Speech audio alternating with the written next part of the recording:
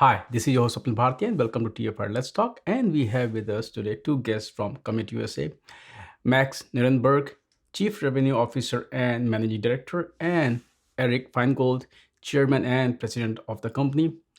Arik, Max, welcome to the show. Nice to meet you. Thank you. Very happy to be here. Thank you, Swapnil. Let's start with the company. Tell me a bit about Commit USA. What is the company all about? What problem you folks are trying to solve there? So, there is a saying that we are limited in our ability to dream, right? So, in other words, if we can dream it, we can make it happen. And that's what Commit is all about. It's about helping our customer to fulfill their dreams. When they have a high-tech idea, all right, something innovation, then we come and we help them to build it and make the dream come true. We come from Israel, which is a startup nation. We have 500 people in multidisciplinary skills that help us to basically face and innovate almost any idea that you can come up with. Coming from, generating water out of air, or turning simple cameras into violence detection cameras that can automatically detect violence activity, or building a virtual hacker for conducting automated penetration testing activities, helping organizations to find their loopholes before a real hacker will do. That's just a few examples of things that we've helped companies to achieve among 1,000 different ideas that we've done over the years. You help companies achieve the dream. So I do understand the vision side of the company, but I want to understand the core. What does the company do? Are you a tech service company? Just talk about the nature of the company itself. The easiest way to define it is we're, a global tech services company that delivers cutting-edge technology solutions. And primarily, we're talking about custom software development, as well as cloud and IoT solutions. And we do this in a variety of flexible, creative offshore models. And I can explain in much more detail, but I'm thinking that's specifically what you're asking, Swapnil. No, you explained, Max, very well. Now, if we do look at, when you do talk about custom, and since you come from Israel, and there are a lot of areas where a lot of Israeli companies are leading, like AI ML is it's like a stronghold in that region. So are there any specific areas that Commit is focusing on, or it just depends on what your clients or customers are looking at? So we have several main areas that we focus on. The first one would be IoT, right? Connecting devices to the internet on all its ingredients. Cloud, big data, backend, mobile application, etc. The second one, and I already mentioned it, is big data, where we have a lot of knowledge in that area, helping some of the fastest growing companies in the world. And the other area is cyber, and of course the AI and machine learning. When we deal with big data, AI comes naturally, help us to make sense out of the data and help us to connect the dots, sometimes in areas and ways that we never thought is possible. It's kind of interesting when you mention AI, ML, IoT. The word that we live in today is so tightly knit that, if you look at IoT devices, what good are IoT devices without any AI, ML that's what they're, all the sensor, that's what they do, right? And then you cannot talk about IoT without cloud, right? And you cannot talk about cloud without security. So they're all, bundled together. I will just talk about the IoT space a bit more, because we are also talking about edge computing a lot these days. And when we talk about edge computing, we are not just talking about those IoT, embedded devices. We are talking about edge data center, where a lot of processing is happening at the edge. It could be because of the latency. It could be because of the compliance regulations. You want to process a lot of things at the edge itself. What are the trends that you are seeing in the IoT space with this emergence of course, edge is there, then 5G is making it very, very easy to build a lot of things at the edge. So let's talk about the IoT from your perspective. What new innovation trends that you are seeing there? Sure. So IoT is definitely one of our core focuses. I'll answer the question in a roundabout way, but I'll get there quickly. So in the U.S. specifically, Swapnil, we're focused on, besides startups, as Arik mentioned, Startup Nation. It's a huge focus. It's in our DNA. We do focus a lot on consumer packaged goods, as well as healthcare. MarTech, all the big data, AI, ML that was discussed is huge there, as well as fintech. Now, to answer your question directly, and I was hoping to give you a little color that would make sense. Consumer packaged goods and healthcare are areas where IoT is making a huge play. Right now, everybody, as Anik mentioned, effectively our limitations are our imagination. So we come up with a lot of innovations because due to COVID and a lot of other things that have happened, people are expecting perfection from user experience. But you have to be able to deliver it. And delivering it is not easy, Swapnil, you said it. They are all aligned. So we have dedicated divisions at the organizations, one of our value adds, to not just have multidisciplinary experts, but experts that know how to work together. So when you say, what are the trends? I'm seeing 35 billion IoT devices out there right now.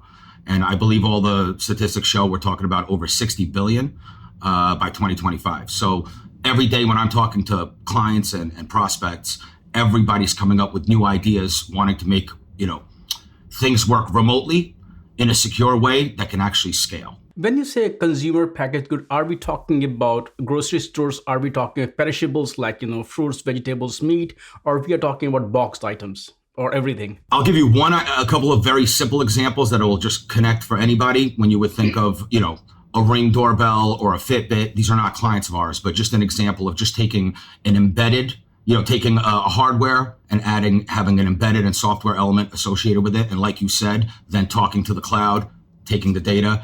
I mean things of that nature, but to give actual examples, Arik, I think you'd be much better off. Let's take the violence detection cameras that I mentioned at the beginning, right? So the violence detection cameras, you need the ability to do computing at the edge, right? So for the camera itself to be able to identify using deep learning techniques at the edge, at a device, to identify that, hey, this is a violent activity. But then it needs to also send it back to the cloud in order to complete the information and start the alerting activities so people will be able to get help in real time where it really matters. So it's all together. One more thing that I'm curious to know more about is healthcare.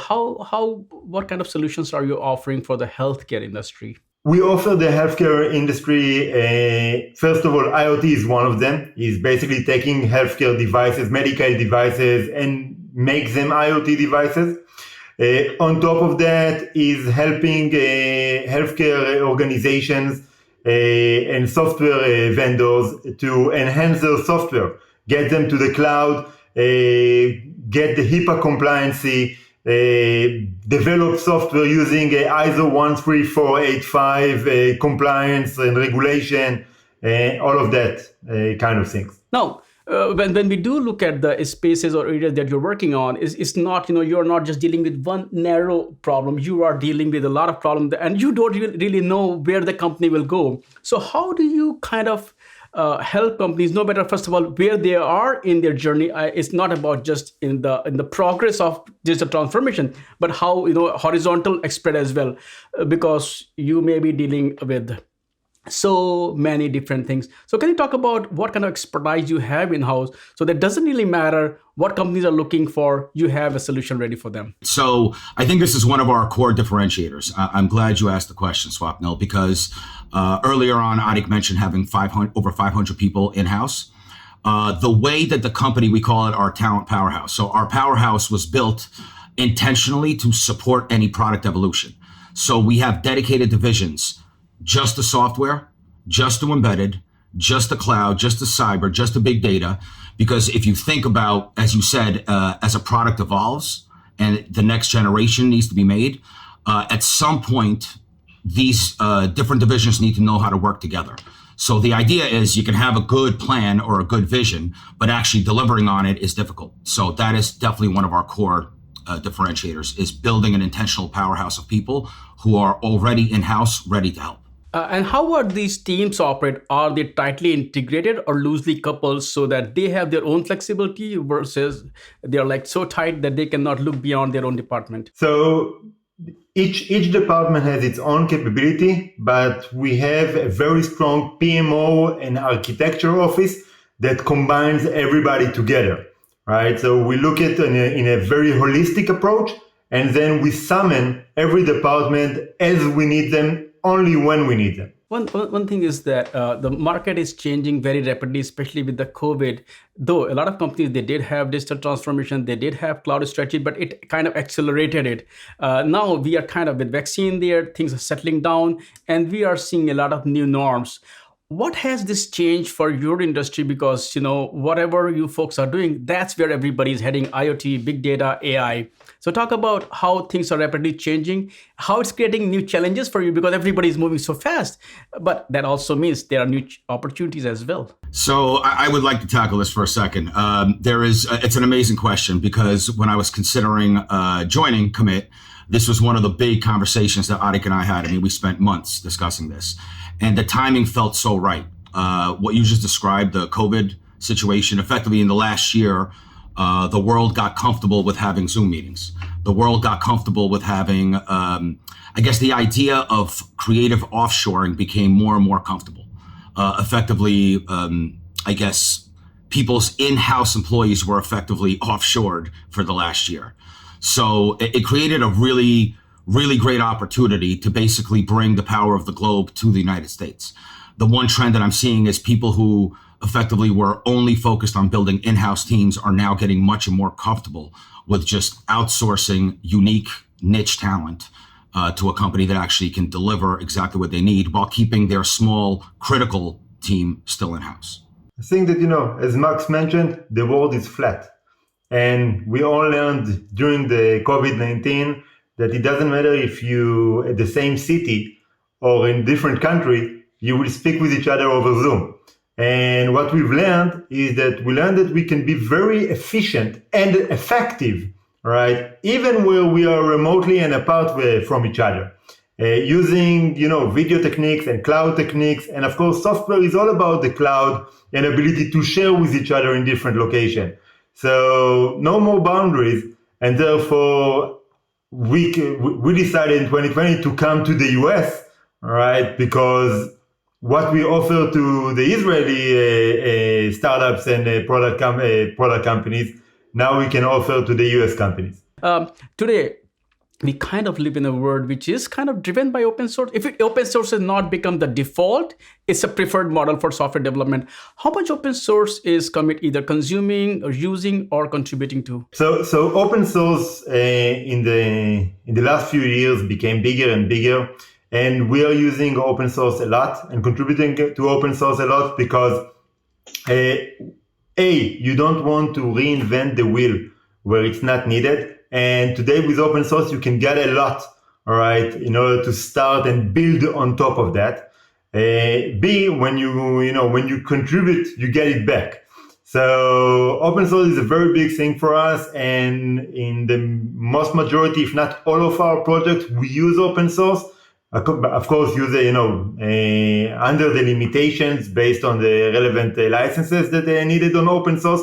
There are still some kind of licenses that we need to take into account, but we recommend. We are expert in that field, and we continue to grow on that field as well.